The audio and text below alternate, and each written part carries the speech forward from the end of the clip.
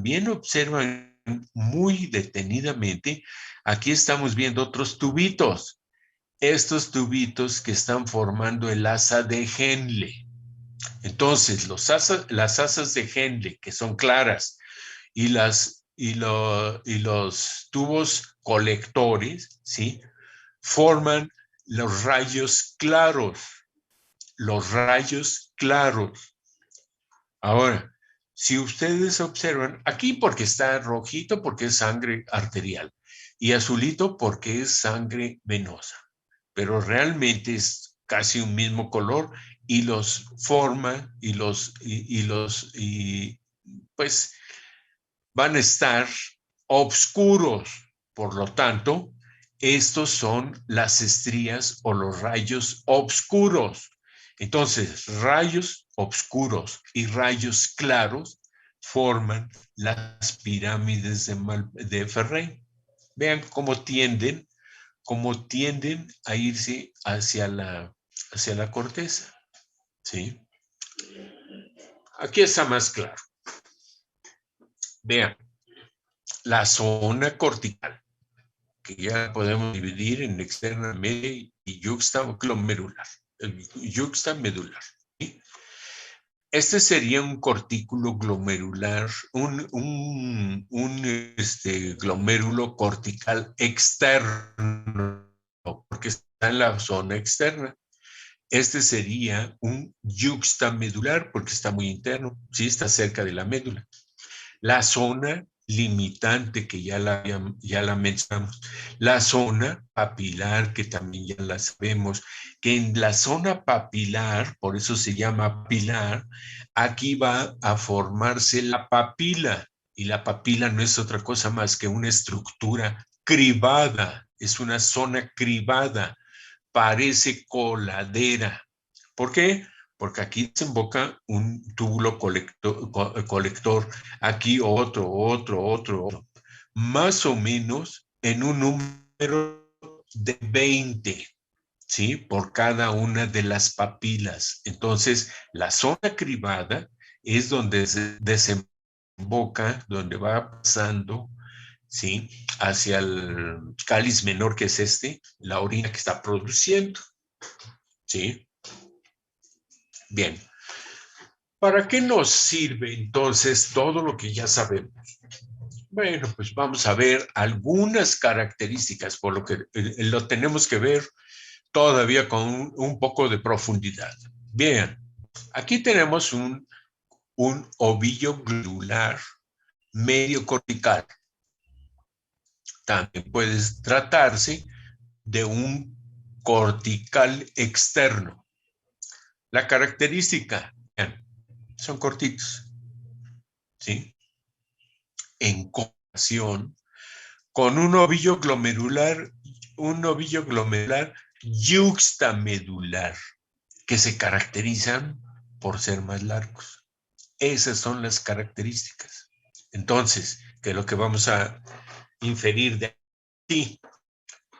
Vean, todos aquellos glomérulos, ¿sí?, externos y medios de la corteza se caracterizan por tener, ¿sí?, una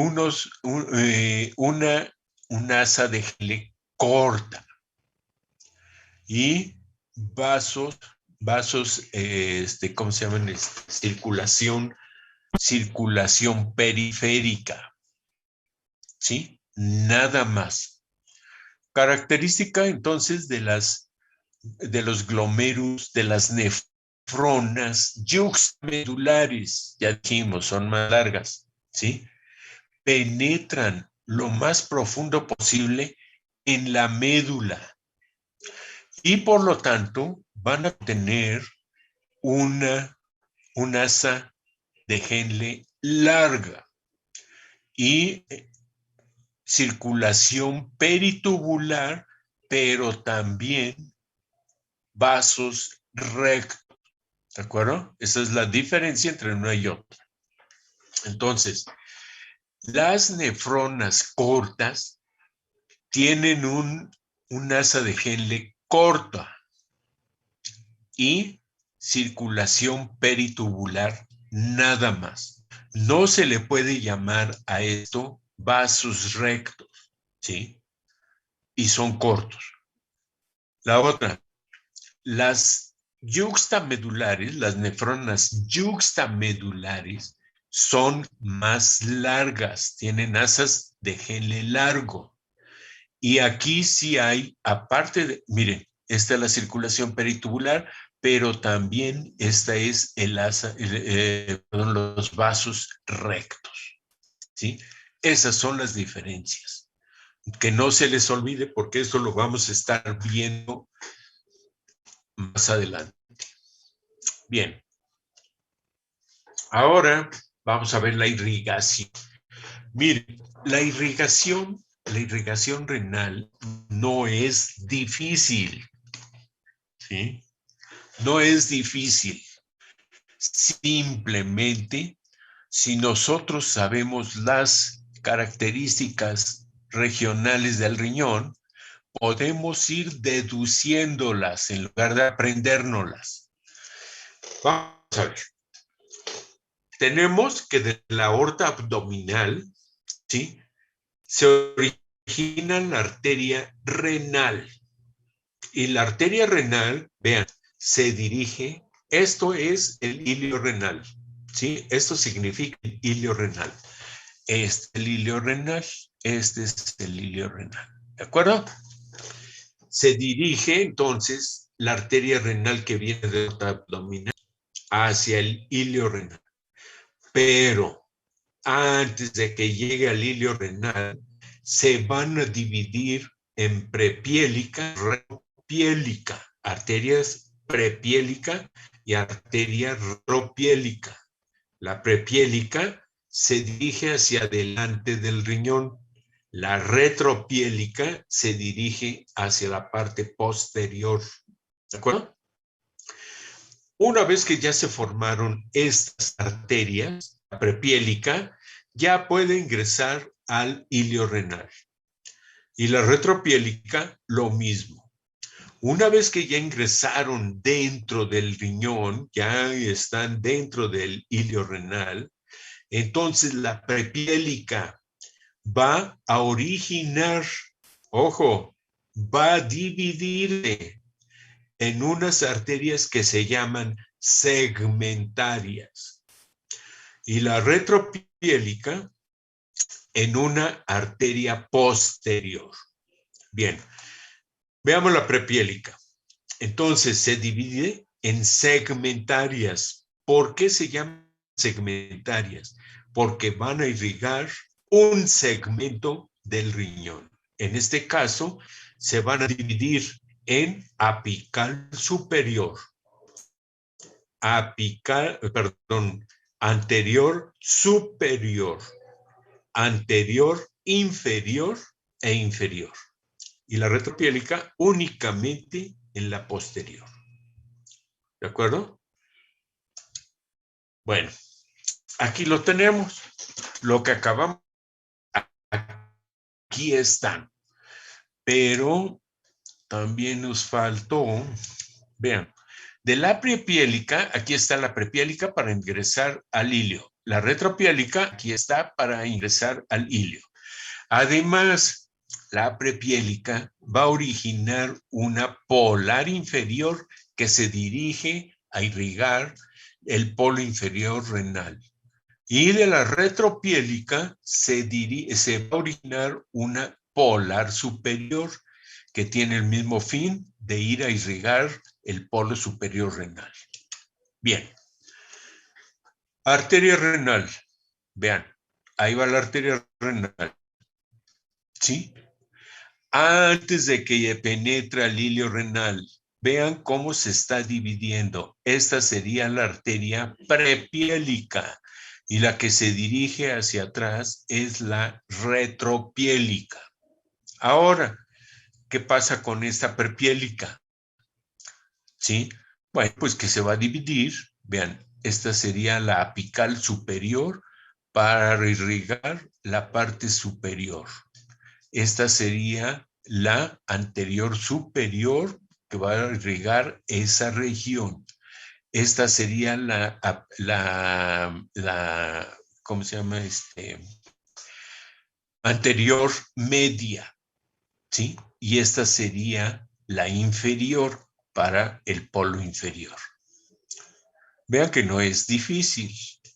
Y más si sabemos cuáles son los segmentos renales.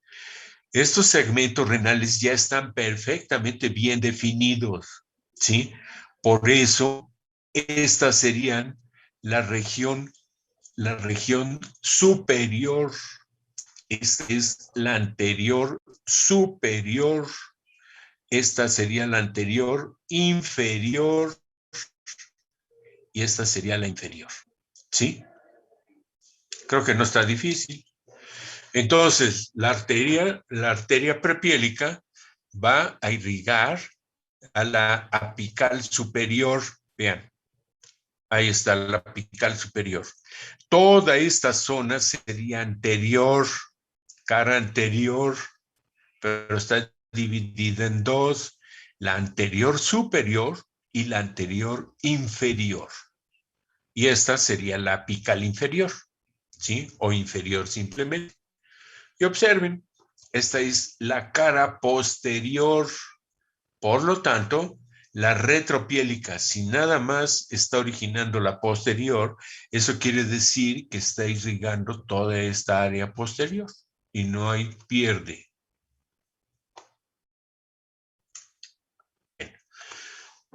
En forma de esquema, aquí está la apical superior, anterior superior e inferior. ¿Estas de dónde vendrían? ¿Quién me lo contesta?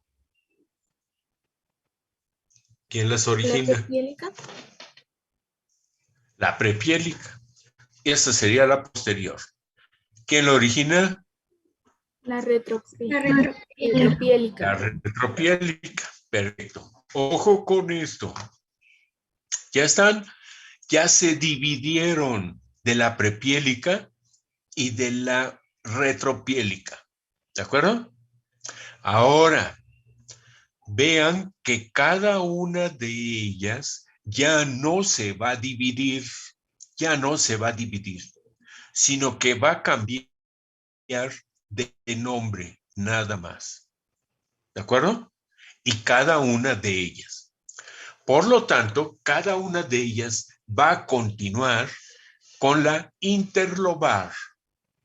¿A qué le suena esto? Interlobar. En el lóbulo. Entre los lóbulos. Interpapilar. Entre la papila. Entre las papilas. Interpiramidal. Entre las pirámides. Pues sí, ¿verdad? Después de que formó la interpiramidal, la arteria se va a doblar y forma la arcuata. Se va a arquear. Arcuata quiere decir arquear. Y ahora va a llamarse interlobulillar. ¿A qué se refiere? Entre los bolillos.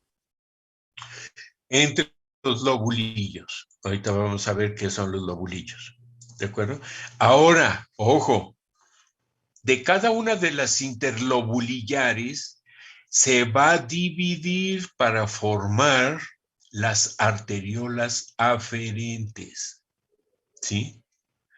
Que van a formar el glomérulo y va a salir en forma de arteriola eferente. Cuando sale de la arteriola eferente, se forma la circulación peritubular.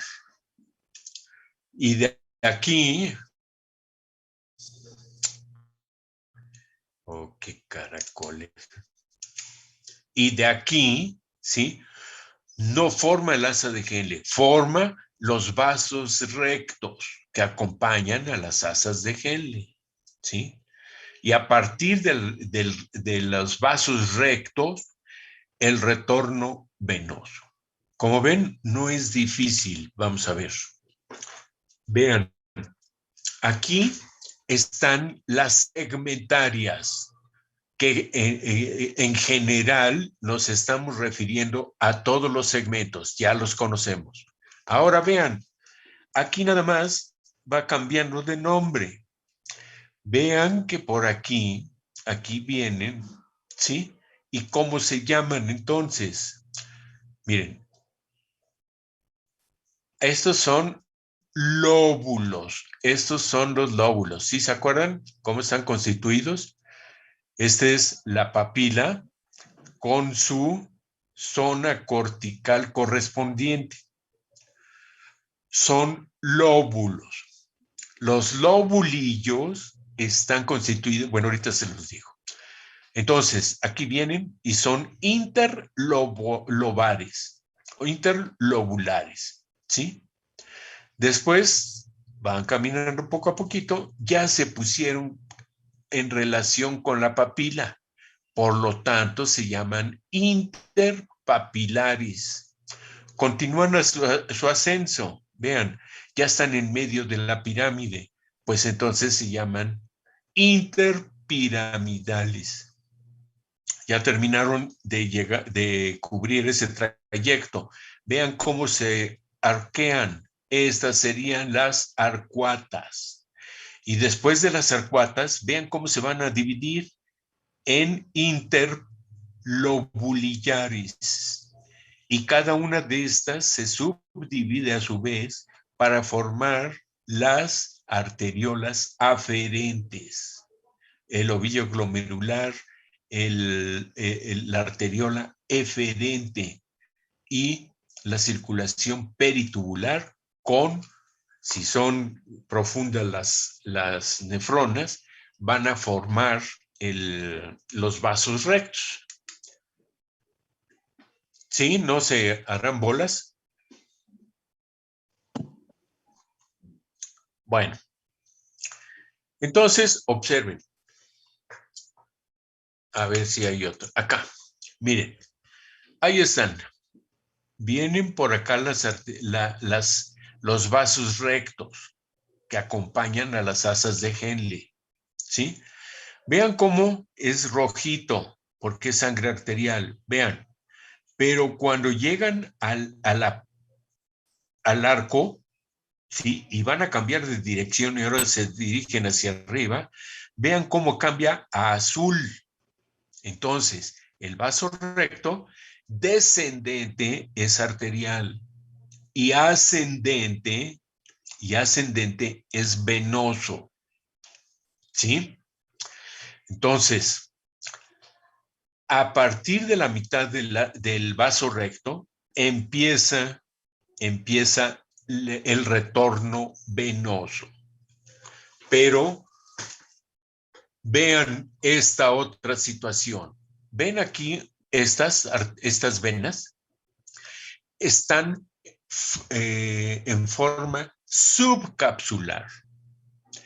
Estas tienen una forma de estrellitas, por eso se llaman venas estrelladas. Entonces, del parénquima se van a originar las venas estrelladas o de Verdieren, ¿sí? Observen, arterias y venas interlobulares y que a nivel de la región arcuata se van a continuar con la circulación que ya mencionamos. Vamos a ver. Entonces, ya tenemos todo, ¿sí? Vean que de las venas estrelladas desembocan a la vena interlobulillar. Y a partir de aquí es el mismo retorno, pero en sentido contrario. Acuérdense de la irrigación. Vena arcuata, vena interpiramidal, van en descenso. Vena interpapilar, vena interlobar, segmentaria, vena renal y vena cava inferior. Creo que no está difícil. Estas se las voy a preguntar en la siguiente ocasión. Bien. La cápsula renal. A ver, déjenme bien. Unos minutitos más para terminar, ¿eh? La cápsula renal. Entonces, a partir de aquí se observan las venas estrelladas de Berellén, ¿sí? Que ya dijimos que es el retorno venoso, que llegan a las venas interlobulillares y después en sentido contrario hasta llegar a la vena cava inferior. ¿De acuerdo? Pero también existen venas de la cápsula adiposa, ¿sí? Ya no están en el riñón, pero están en la cápsula adiposa. Entonces hay una red anterior y una red posterior que observen, forman el arco venoso en el borde renal y una red intrarrenal. Entonces, a la vena renal van esta irrigación de la cápsula adiposa, van a derivar, ¿sí? Y después de la vena renal, pues a la vena cava inferior. No está difícil. Bien, es lo que acabamos de mencionar. Esta sería la red linfática, ¿sí? Una red superficial, subcapsular y una red profunda. Entonces la subcapsular pues forma una red de cápsula adiposa y otra subperitoneal que van a desembocar a los ganglios lumboaórticos, ¿sí? También la red profunda pues van a formar ramas colectores superficiales y profundos. Estos profundos pues van a derivar a los ganglios aórticos izquierdos y a los retrocavos. Y además hay otra red linfática, la de linfáticos renales, que van a dirigirse para anastomosarse con las redes del testículo, del uréter o del hígado. Testículo o el ovario, dependiendo del sexo. ¿De acuerdo? Bien. Nervios. Derivan del plexo solar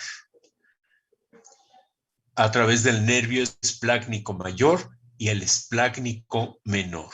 Entonces, estos son los ramos que van a dirigirse a inervar al riñón.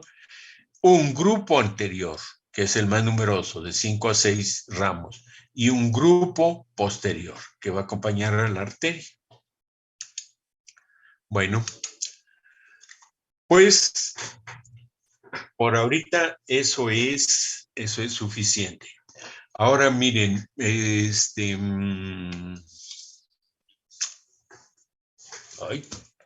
jefa, Sam. Entonces, creo que para el próximo lunes es festivo, no sé, creo que sí, ¿eh? Entonces, me comentan si aceptan que se reponga la clase en otro momento. Sí, les voy a preguntar y ya le avisamos. Perfecto. Bueno, pues por ahorita eso es todo. Ya los dejamos en paz y nos vemos en la próxima clase. ¿De acuerdo? Bueno. Pues que tengan una tarde muy agradable y bienvenidos otra vez. Gracias, doctor. Muchas gracias. Hasta luego. Hasta luego. Gracias, doctor. Hasta luego. Hasta luego.